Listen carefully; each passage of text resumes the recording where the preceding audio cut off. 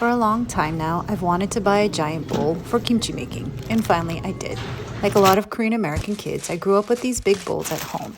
A few times a year, my Korean grandma, my halmoni, would pull out multiple bowls and colanders and buy enough cabbage, radish, or cucumbers to supply the entire family with kimchi for a couple of months. My halmoni never followed a recipe, but tasted and adjusted as she went along. You need a good palate to make good kimchi, she'd say. Several times in the cooking process, she'd pause and take a bite and offer me one too. What does it taste like to you? What do you think it needs? I don't live near my halmoni anymore, but I often think about her. How she and my grandfather paid someone to smuggle them out of North Korea the summer she turned 18. How she moved her entire life, first to Argentina, then the US, all in the pursuit to provide a better life for herself and her family. Like many immigrant kids, my halmoni took care of me while my parents worked long hours at the family business.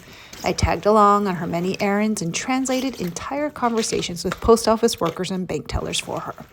I also spent lots of time in the kitchen with her, where she took my opinion on food very seriously.